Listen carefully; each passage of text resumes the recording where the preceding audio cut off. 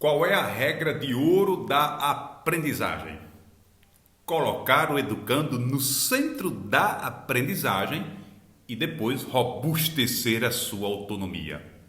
Porém, para que essa regra de ouro seja aplicada, além de mudar as nossas pedagogias, é urgente mudar o design educacional, as estruturas físicas, os convencionais ambientes educativos pensados para uma era que praticamente não existe mais.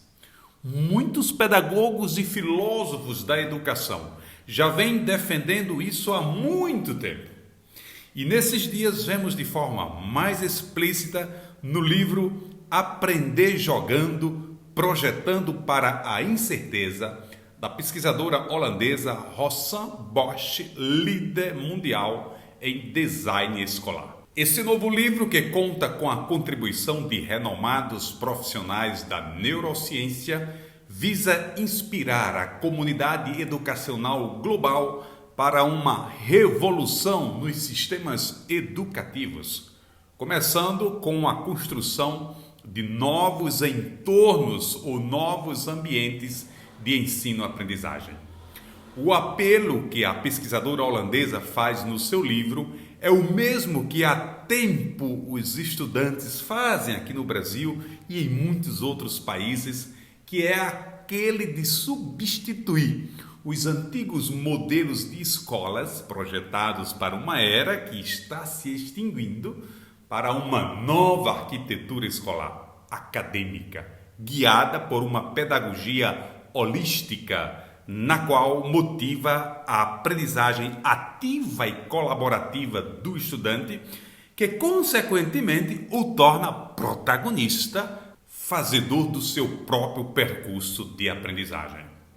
Como reza a neurociência, o ambiente influencia diretamente o processo de aprendizagem. Diz a pesquisadora holandesa na entrevista que ela fez à revista Magistério em Madrid, entre aspas, se olharmos para a ciência e o conhecimento existente sobre como os seres humanos aprendem, as escolas e centros construídos seriam muito diferentes dos centros tradicionais e mais parecidos com a ideia de escola que propomos. Na escola tradicional há muita pouca opção, diz a pesquisadora. Você desce um corredor e entra em uma sala de aula onde você tem que sentar em uma fila e ficar parado por horas. Mas sabemos, graças à neurociência, que nossa atenção diminui após alguns minutos e que precisamos de novos estímulos para manter a concentração. Ao mudar a maneira como nos movemos, a maneira como sentamos, conversamos, mudamos automaticamente a maneira como pensamos, e é por isso que o design dos espaços é tão importante. A pesquisadora recorre à neurociência para defender suas hipóteses. Nós, pesquisadores da comunicação, temos uma escola de pensamento chamada de Escola de Toronto, fundada na segunda metade do século passado, que defendia a máxima, entre aspas, o meio é a mensagem. Marshall McLuhan, a figura central da Escola de Toronto, afirmava com frequência em suas falas que a mídia faz a nossa cabeça. Na época ele falava do poder influenciador da televisão. Dizia que independente do programa que a gente assistisse, a TV já estaria modificando a nossa plástica cerebral. Isto é, o meio é a mensagem. O meio no qual a gente aprende, no qual a gente vive, está influenciando direto ou indiretamente as nossas decisões, os nossos hábitos e os nossos pensamentos.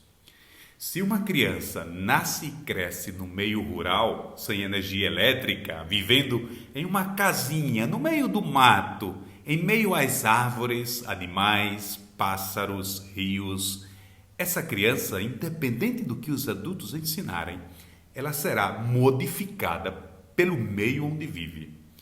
Por outro lado, se uma criança nasce e cresce em um centro urbano, acessando tudo que as grandes cidades oferecem como internet, cinema, teatro, praças, jogos online e offline, essa criança, independente do que os adultos ensinarem, ela será modificada, influenciada pelo meio em que vive. Por essa razão, a hipótese da pesquisadora holandesa faz todo sentido ao afirmar que o design da escola, as salas de aula, impactam como a criança aprende, sente e vê o mundo. E talvez aqui esteja a frustração de muitos professores ao querer apropriar-se de novas pedagogias e tecnologias em salas de aulas desenhadas para pedagogias do passado, da era industrial. Ou seja, pedagogias inovadoras pedem design escolar inovador. Recordando aqui a frase bíblica, remendo novo pede roupa nova, porque senão o remendo novo vai rasgar mais ainda a roupa velha. Que tal pensarmos mais sobre isso e começarmos a revolucionar a nossa mentalidade, os nossos espaços escolares, por fim, nossas pedagogias e metodologias? Se você gostou deste vídeo, curta e compartilhe com os seus colegas. Muitíssimo obrigado pela sua presença e até a próxima.